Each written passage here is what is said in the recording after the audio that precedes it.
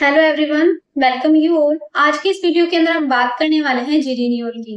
जीरेनियोल MSc के अंदर एक टॉपिक है जो कि टर्पिनॉइड्स के अंदर आपको देखने को मिलेगा। इस वीडियो के अंदर हम देखने वाले हैं जीरेनियोल के इंट्रोडक्शन के बारे में, इसकी स्ट्रक्चर डिटर्मिनेशन के बारे में, सिंथेसिस, बायोसिंथेसिस और इसकी स्टीरियोकेमिस्ट्री के बारे में। तो सबसे पहले हम शुरुआत करते हैं इसके इंट्रोडक्शन से, ताकि हमें एक आइडिया मिल जाए कि एक्चुअल में ये जीरेनियोल क्या होता है और इसके कुछ प्रॉपर्टीज के बारे में भी हमें पता लग जाए। तो ये जो जेरेनियोल है ये एक मोनोटर्पिनोइड कंपाउंड होता है और इस कंपाउंड के अंदर आपको जो फंक्शनल ग्रुप दिखाई देगा वो देगा हाइड्रोक्सी ग्रुप। और ये जो हाइड्रोक्सी ग्रुप होता है ये भी कौन सा होता है, ये होता है प्राइमरी एल्कोहल। तो यहाँ से आपको पता लग गया कि ये जो जेरेनियोल है ये एक हाइड्रोक्सी ग्रुप कंटेनिंग मोनोटर्पिनोइड कंपाउंड है। अब अगर हम बात करें इसके रोल की, तो ये as a fragrance, volatile oil और एलर्जन जैसे वर्क करता है। नेक्स्ट हमारा जो पॉइंट है वो है आईयूपीएसी नेम। इसका जो आईयूपीएसी नेम होगा वो होगा 2E37 डाइमिथाइल ऑक्टा 26 डाइइन 1 तो ये इसका आपको आईयूपीएसी नाम देखने को मिलेगा। फिर हम बात करते हैं इसकी प्रेजेंस की, ये आपको कहाँ पर देखने को मिलता है। तो ये प्राइमरी कंपोनेंट होता है रोज ऑयल का और पाम रोजा ऑयल का, और देखने के अंदर ये कलरलेस कंपाउंड होता है, लेकिन कुछ कमर्शियल सैंपल के अंदर आपको ये येलो कलर का भी दिखाई दे सकता है। नेक्स्ट हम बात करते हैं इसकी सॉल्युबिलिटी की। वाटर के अंदर ये लो सॉल्युबिलिटी शो करता है, जबकि जो कॉमन ऑर्गेनिक सॉल्वेंट होते हैं उसके अंदर सॉल्युबल होता है। नेक्स्ट पॉइंट हमारा है ऑप्टिकल एक्टिविटी का। ये जो जेरेनियोल है ये किसी भी तरीके की ऑप्टिकल एक्टिविटी शो नहीं करता, इसलिए हम बोलेंगे कि ये क्या है, ये ऑप्टिकली इनएक्टिव कंपाउंड है। नेक्स्ट और जो फाइनल पॉइंट है हमारा वो ये है कि जो जेरेनियोल है ये हमें देता है positive ceric ammonium nitrate test. इस टेस्ट के बारे में हम हमारी नेक्स्ट स्लाइड के अंदर बात करेंगे। अभी के लिए आप इतना याद रख लीजिए कि ये क्या देता है, ये हमें देता है पॉजिटिव सेरिक अमोनियम टेस्ट, जिसे हम शॉर्ट में CAN भी बोल सकते हैं। और यहाँ पर ये आपको साइड के अंदर जेरेनियोल की स्ट्रक्चर दिखाई दे रही है और इसके साथ में आपको यहाँ पर इसका मॉलिक्यूलर फॉर्मूला भी देखने को मिलेगा, जो कि है C10H18O। और इसी स्ट्रक्चर को आप कुछ इस तरीके से भी ड्रॉ कर सकते हो। तो ये बात होगी जेरेनियोल के जनरल इंट्रोडक्शन की। नेक्स्ट हम बात करते हैं इसकी स्ट्रक्चर डिटर्मिनेशन की। स्ट्रक्चर डिटर्मिनेशन के अंदर जो हमारा सबसे पहला स्टेप आता है वो आता है मॉलिक्यूलर फॉर्मूला को पता करना। तो स्ट्रक्चर डिटर्मिनेशन के अंदर जो फर्स्ट स्टेप है वो है डिटर्मिनेशन ऑफ मॉलिक्यूलर फॉर्मूला। और ये जो मॉलिक्यूलर फॉर्मूला है ये हम क्वांटिटेटिव एनालिसिस करके पता कर सकते हैं। इस मॉलिक्यूलर फॉर्मूला को पता करने के लिए हम मास स्पेक्ट्रोमेट्री का भी यूज कर सकते हैं, जिसकी वजह से हम इसका मॉलिक्यूलर फॉर्मूला पता कर सकते हैं। और जब हमने इसका क्वांटिटेटिव एनालिसिस किया तो हमें पता लगा कि जो जेरेनियोल का मॉलिक्यूलर फॉर्मूला है वो है C10H18O। तो जब हमें पता लग जाता है कि जो जेरेनियोल का मॉलिक्यूलर फॉर्मूला है वो है C10H18O, फिर इसके बाद में हम क्या करते हैं, हम डिटरमाइन करते हैं इसके फंक्शनल ग्रुप को। तो नेक्स्ट स्टेप है वो है डिटर्मिनेशन ऑफ फंक्शनल ग्रुप। अब फंक्शनल ग्रुप को डिटरमाइन करने के लिए हम अलग अलग तरीके की रिएक्शन करवाते हैं। तो यहाँ पर हम क्या लेंगे, यहाँ पर हम लेंगे जेरेनियोल। जब इस जेरेनियोल का हम सेरिक अमोनियम नाइट्रेट टेस्ट करवाते हैं तो ये हमें यहाँ पर रेड कलर शो करता है। और यहाँ पर ये जो रेड कलर है इसका मतलब होगा कि इस कंपाउंड के अंदर आपको हाइड्रोक्सी ग्रुप देखने को मिलेगा, यानी कि ये जो टेस्ट है ये हमें बताता है कि यहाँ पर हाइड्रोक्सी ग्रुप प्रेजेंट है। इसके बाद में हम क्या करते हैं, इस जेरेनियोल का ऑक्सीडेशन करते हैं। जब हम इसका ऑक्सीडेशन करेंगे तो इसका ऑक्सीडेशन करने के बाद में हमें यहाँ पर देखने को मिलेगा एल्डिहाइड। जब यहाँ पर एल्डिहाइड देखने को मिलेगा और इस एल्डिहाइड के अंदर आपको सेम नंबर ऑफ कार्बन देखने को मिलेंगे जितने के इस जेरेनियोल के अंदर थे। तो ये इंडिकेट करता है कि जेरेनियोल के अंदर क्या है, प्राइमरी एल्कोहलिक ग्रुप प्रेजेंट है। फिर इसके बाद में हमारी जो नेक्स्ट रिएक्शन है वो हम करवाने वाले हैं MnO2 के साथ में। जब हम जेरेनियोल का MnO2 के साथ में रिएक्शन करवाएंगे तो यहाँ पर क्या होगा, ऑक्सीडेशन होगा। और ऑक्सीडेशन के बाद में हमें यहाँ पर फिर से क्या मिलने वाला है, यहाँ पर हमें मिलेगा एल्डिहाइड।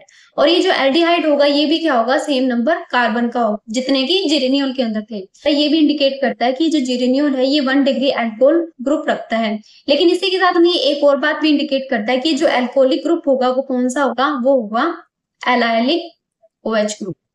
इसके बाद में जो हमारा फोर्थ पॉइंट है इसके अंदर हम क्या करते हैं, सिट्रल लेते हैं। सिट्रल का जब हम ऑक्सीडेशन करवाते हैं तो ऑक्सीडेशन करवाने पर क्या होता है, हमें ये जेरेनियोल देखने को मिलता है। और जब हम इस जेरेनियोल का रिडक्शन करवाते हैं तो ये जेरेनियोल यहाँ पर वापस से रिकन्वर्ट हो जाता है सिट्रल के अंदर। तो इस रिएक्शन से हम बता सकते हैं कि ये जो जेरेनियोल है ये कॉरेस्पॉन्डिंग है सिट्रल के अल्कोहल का। तो इन सभी रिएक्शन से हमें पता लग जाता है कि जेरेनियोल के अंदर जो फंक्शनल ग्रुप है वो कौन सा है, वो हाइड्रोक्सी ग्रुप है। और ये हाइड्रोक्सी ग्रुप भी कौन सा है, ये है प्राइमरी अल्कोहलिक ग्रुप। इसके बाद में नेक्स्ट हमारा जो पॉइंट आता है वो आता है प्रेजेंस ऑफ डबल बॉन्ड। हमें क्या चेक करना है कि इस पर्टिकुलर कंपाउंड के अंदर किसी भी तरीके का कोई डबल बॉन्ड प्रेजेंट है या नहीं है। तो इसके लिए हम क्या करेंगे, इसके अंदर हम कुछ कॉमन ओलिफिनिक रिएजेंट का यूज करेंगे, जैसे कि H2PT या फिर Br2 बेयर्स रिएजेंट, पर एसिड या फिर टिल्डन्स रिएजेंट, इन सभी का यूज करके हम देखेंगे कि इस पर्टिकुलर कंपाउंड के अंदर कोई डबल बॉन्ड प्रेजेंट है या नहीं है। एग्जांपल के लिए आप ये वाली रिएक्शन देखिए, इस रिएक्शन के अंदर ये जो पर्टिकुलर कंपाउंड है इसकी रिएक्शन हम करवाते हैं Br2 के साथ में। तो जैसे हम इसकी Br2 के साथ में रिएक्शन करवाएंगे, ये वाला जो डबल बॉन्ड है ये ब्रेक हो जाएगा और ब्रेक होने के बाद में आपको यहाँ पर 2 Br लगे हुए देखने को मिलेंगे। तो इस रिएक्शन से हमें पता लगता है कि इस पर्टिकुलर कंपाउंड के अंदर डबल बॉन्ड प्रेजेंट है। अब हमने देखा कि जब कंपाउंड के अंदर डबल बॉन्ड प्रेजेंट तो है, लेकिन वो कितने नंबर में प्रेजेंट है। तो जब हमें ये पता करना हो कि कितने number of double bond present है, तो उसके लिए हम क्या करते हैं, तो उसके लिए हम यहाँ पर क्या करने वाले हैं, जीरेनियोल की रिएक्शन करवाएंगे। हम या तो H2 के साथ में करवाएंगे या फिर Br2 के साथ में करवाएंगे। अगर हम जीरेनियोल की रिएक्शन H2 के साथ में करवाते हैं तो ये एज अ प्रोडक्ट हमें देता है टेट्राहाइड्रो डेरिवेटिव। लेकिन अगर हम यहाँ पर रिएक्शन करवाते हैं Br2 के साथ में तो ये हमें एज अ प्रोडक्ट देता है टेट्रा ब्रोमो डेरिवेटिव। एग्जाम्पल के लिए हमने जो ये वाली रिएक्शन ली है, इसके अंदर हमने यहाँ पर जीरेनियोल लिया है और उसकी रिएक्शन करवाई है हमने Br2 के साथ में। तो जैसे हम यहाँ पर Br2 के साथ में करवाते हैं तो इसे प्रोडक्ट देखने को मिलेगा जो कि है टेट्रा ब्रोमो डेरिवेटिव। और यहाँ पर जो 2 डबल बॉन्ड है, इन दोनों डबल बॉन्ड को ब्रेक करके यहाँ पर Br आपको देखने को मिलेंगे। तो इस तरीके से आपको टेट्रा ब्रोमो डेरिवेटिव देखने को मिलता है, जो कि ये शो करता है कि इस पर्टिकुलर कंपाउंड के अंदर 2 डबल बॉन्ड प्रेजेंट है। नेक्स्ट जो पॉइंट है वो ये है कि ये जो जीरेनियोल है ये आपको डियल-साइडर रिएक्शन नहीं देगा। मतलब जब ये डियल-साइडर रिएक्शन नहीं देता तो ये इंडिकेट करता है कि ये जो दोनों डबल बॉन्ड प्रेजेंट है ये कॉन्जुगेशन के अंदर नहीं है। तो इस तरीके से हम डबल बॉन्ड के बारे में पता करेंगे। नेक्स्ट हम बात करते हैं इसकी स्ट्रक्चर की, कि ये जो जीरेनियोल है ये किस तरीके की स्ट्रक्चर रखता है, ये ओपन चेन रखता है या फिर ये रिंग जैसी स्ट्रक्चर रखता है। तो यहाँ पर आपको देखने को मिलेगा कि 2 डबल बॉन्ड और एक CH2OH ग्रुप क्या करते हैं, सैचुरेटेड हाइड्रोकार्बन फॉर्मूला को लीड करते हैं। यानी कि यहाँ पर आपको देखने को मिलेगा जो मॉलिक्यूलर फॉर्मूला है वो है CnH18। इसके अंदर आपको 2 डबल बॉन्ड देखने को मिल रहे थे, तो उसको अगर सैचुरेट करना हो तो हम यहाँ पर क्या करेंगे, यहाँ पर 4 हाइड्रोजन भी ऐड कर देंगे। तो उसके बाद में आपको कुछ इस तरीके से फॉर्मूला देखने को मिलेगा। और ये जो फॉर्मूला है इस वाले कॉमन फॉर्मूला के कोरस्पॉन्डिंग है, जो कि है CnH2n+2। और ये जो कॉमन फॉर्मूला है ये किसका जर्नल फॉर्मूला है, ये जर्नल फॉर्मूला है पेरेंट हाइड्रोकार्बन ऑफ एसाइक्लिक टर्पेनोइड। इससे हमें पता लगता है कि ये जो जीरेनियोल है कैसे स्ट्रक्चर रख रहा है, ये एसाइक्लिक स्ट्रक्चर रखता है। तो इन सभी स्टेप से हम क्या कर सकते हैं, जीरेनियोल की स्ट्रक्चर का डिटर्मिनेशन इजीली कर सकते हैं। तो हमें जीरेनियोल की स्ट्रक्चर पता लग गई। अब हम क्या करेंगे, इस स्ट्रक्चर को और ज्यादा कंफर्म कर लेंगे इसका सिंथेसिस करके। तो नेक्स्ट हम बात करते हैं इसके सिंथेसिस की।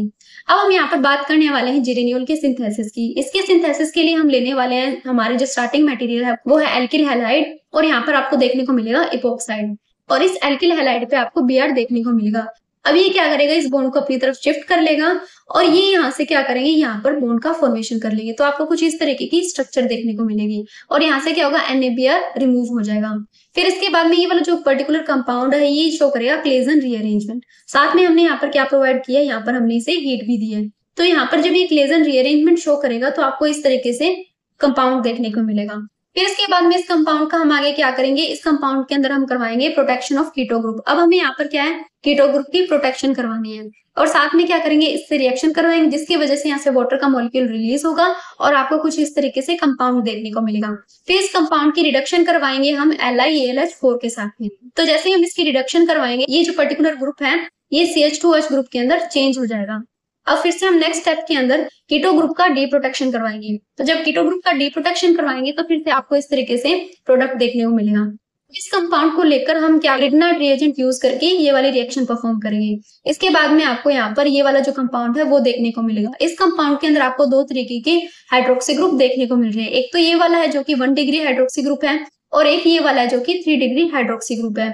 अब नेक्स्ट स्टेप के अंदर हमें क्या है, हमें यहाँ पर 1 डिग्री हाइड्रोक्सी ग्रुप को प्रोटेक्ट करना पड़ेगा। तो इसके लिए हम क्या करवाते हैं, एसिटाइलेशन परफॉर्म करवाते हैं, जिसके बाद में आपको इस तरीके का कंपाउंड देखने को मिलेगा। फिर इसके बाद में हम क्या करेंगे, P2O5 के प्रेजेंस के अंदर डिहाइड्रेशन रिएक्शन करवाएंगे, जिसके बाद में आपको ये जो कंपाउंड है इस तरीके का कंपाउंड देखने को मिलता है। जब ये कंपाउंड आगे कोप रीअरेंजमेंट शो करता है तो कोप रीअरेंजमेंट के अंदर किस तरीके से बॉन्ड का मूवमेंट होगा वो आपको इन एरोज से शो किया हुआ है। तो यहाँ पर आप देखोगे ये वाला बॉन्ड उठकर यहाँ चला जाएगा, ये वाला यहाँ पर आ जाएगा और ये वाला जो बॉन्ड है वो यहाँ पर आ जाएगा और ये जो बीच में आपको ये बॉन्ड दिखाई दे रहा है ये यहाँ से ब्रेक हो जाएगा। इसके बाद में आपको इस तरीके की स्ट्रक्चर देखने को मिलेगी। अब हम क्या करेंगे, अब हम इसका करवाएंगे हाइड्रोलाइसिस। यहाँ पर क्या होगा, हाइड्रोलाइसिस होगा KOH की प्रेजेंस के अंदर तो उसके बाद में हमें इस तरीके की स्ट्रक्चर देखने को मिलेगी जो कि है जीरेनियोल की स्ट्रक्चर। और ये जो जीरेनियोल की स्ट्रक्चर है ये क्या है, इसे हम इस तरीके से भी ड्रॉ कर सकते हैं। तो इस तरीके से हमने यहाँ पर जीरेनियोल के सिंथेसिस के बारे में बात की। नेक्स्ट हम बात करते हैं इसकी स्टीरियोकेमिस्ट्री की। अगर हम बात करें इसकी स्टीरियोकेमिस्ट्री की तो जीरेनियोल आपको दो जियोमेट्रिकल आइसोमेरिक फॉर्म के अंदर देखने को मिलेगा। सबसे पहली जो जियोमेट्रिकल आइसोमेरिक फॉर्म है वो है सिस जीरेनियोल और इसे हम निरोल भी बोलते हैं। सेकंड जो है वो है ट्रांस जीरेनियोल और इसे हम सिंपल जीरेनियोल भी बोल सकते हैं। अब यहाँ पर जो हम सिस और ट्रांस बोल रहे हैं वो यहाँ पर CH2 और ये जो एल्कोहलिक ग्रुप है इसके बेसिस पर बोल रहे हैं। अगर ये दोनों ग्रुप सेम डायरेक्शन के अंदर प्रेजेंट होंगे तो हम इसे बोलेंगे सिस जीरेनियोल। लेकिन अगर ये जो दोनों ग्रुप है वो एक दूसरे के ट्रांस पे प्रेजेंट होंगे तो हम इसे बोलेंगे ट्रांस जीरेनियोल और इस ट्रांस जीरेनियोल को हम सिंपली जीरेनियोल भी बोल सकते हैं। तो ये बात होगी इसकी स्टीरियोकेमिस्ट्री की। नेक्स्ट हम बात करते हैं इसके बायोसिंथेसिस की। अब हम बात करते हैं जीरेनियोल के बायोसिंथेसिस की। जीरेनियोल का जो बायोसिंथेसिस है वो शुरू होता है एसिटिल कोएंजाइम ए के साथ में, जिसे ट्रीट करवाते हैं हम beta hydroxy beta methyl glutarate के साथ में, जिसे हमने शॉर्ट में HMGS लिखा है। इसके बाद में हमें मिलता है beta hydroxy beta methyl glutarate coenzyme A, जिसे हमने शॉर्ट में यहाँ पर HMG-CoA लिखा है, जिसकी रिएक्शन हम करवाते हैं THMG1 के साथ में। फिर हमें देखने को मिलता है मेवलोनेट और ये जो मेवलोनेट है ये कन्वर्ट होता है आइसोपेंटिनाइल पायरोफॉस्फेट के साथ में।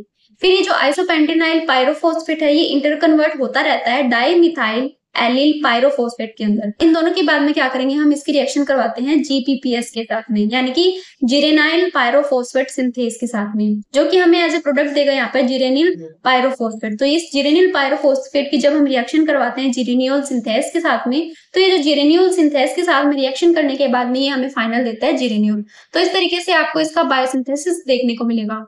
इस बायोसिंथेसिस के अंदर मैंने इन सभी कंपाउंड को शॉर्ट के अंदर लिखा है, तो इनकी फुल फॉर्म आपको इस स्लाइड के ऊपर देखने को मिल जाएगी। तो आप यहाँ से देख सकते हैं कि HMGS का क्या मतलब है, IPP का क्या नाम है। इस तरीके से आप ये जो स्लाइड है वो अच्छे से देख लीजिए। तो इस वीडियो के लिए इतना ही। आई होप आपको वीडियो अच्छा लगा होगा। अगर वीडियो अच्छा लगा तो please like share and subscribe कीजिए। Thank you.